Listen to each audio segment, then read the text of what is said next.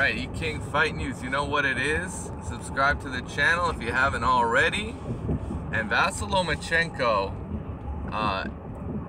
is finally talking to the media. We're finally get some press coverage of Guillermo Rigondeaux versus Lomachenko. Massive fight, huge fight to close out the year. And, you know, this is one of the biggest fights of the years, without a doubt. So let's hear what he had to say.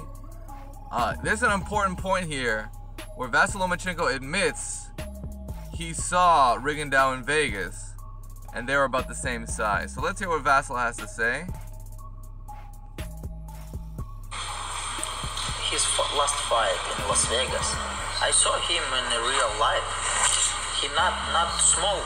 I am not too bigger for him. I think we are the same size. Maybe I a little bit выше, higher, да? Higher. A little bit. Maybe. But size we have, I think we have the same size. Same size. Vasiliy Lomachenko thinks they're about the same size. I can't wait for these two guys to just stand right next to each other so we can fucking find out. Like, these two guys need to stand next to each other so we can see, okay, Lomachenko's a bit taller, but in terms of, you know, body mass, in terms of physical structure, you know, is there a huge size difference? I think that there's a rumor going around that Lomachenko's a much bigger man, and it's definitely possible that he is.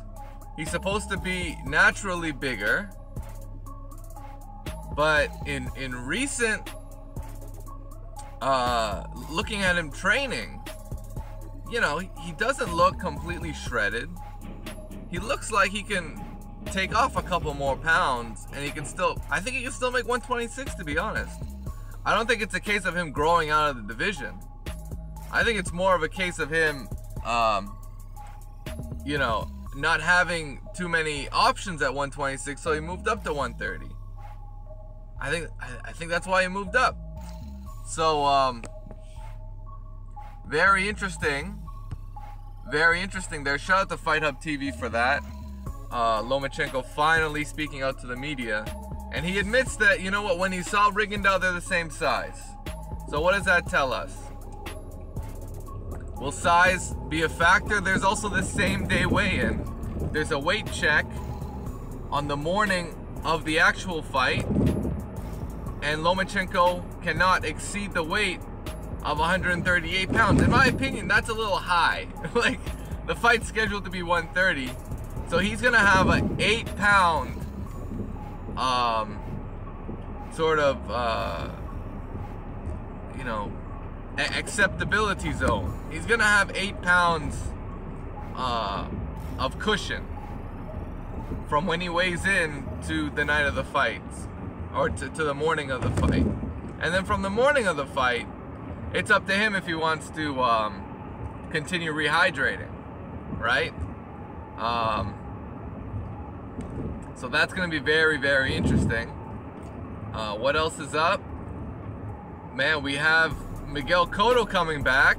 Miguel Cotto's got to face Saddam Ali in what a lot of people are calling his final fight. You know what? If this is the last time we see Miguel Cotto, salute to him. He's been a Hall of Famer. He's been more than willing to get in the ring and give the fans a great fight. Miguel Cotto, unfortunately, we've seen him cherry pick a bit during this stage of his career, and this is, to me, is not really a competitive fight. So I don't know why he chose a welterweight to fight at the middleweight limit. That's up to Miguel Cotto to explain.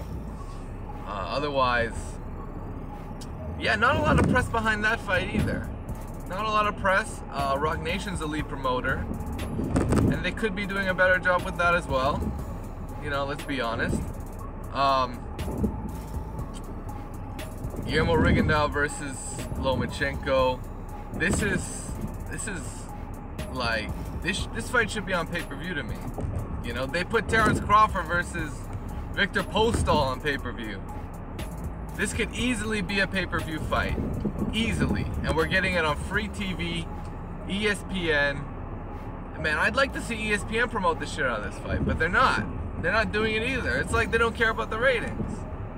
It's like they're assuming the ratings are gonna be great. And like, sure, they're gonna be good, but if you put the right promotion behind this fight, this can do millions of views. Millions.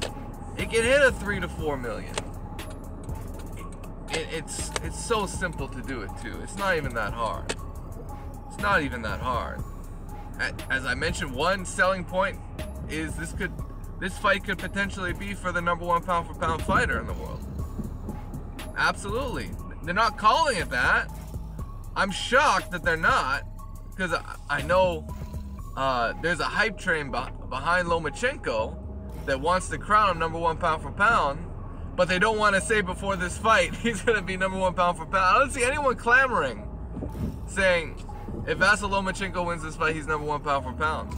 But I guarantee you, if he ends up winning this fight, that now everyone's going to start talking about it.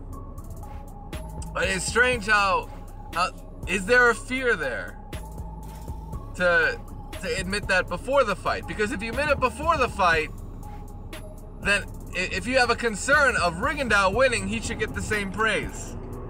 Ah, yeah, he should get the same praise. That's how that is.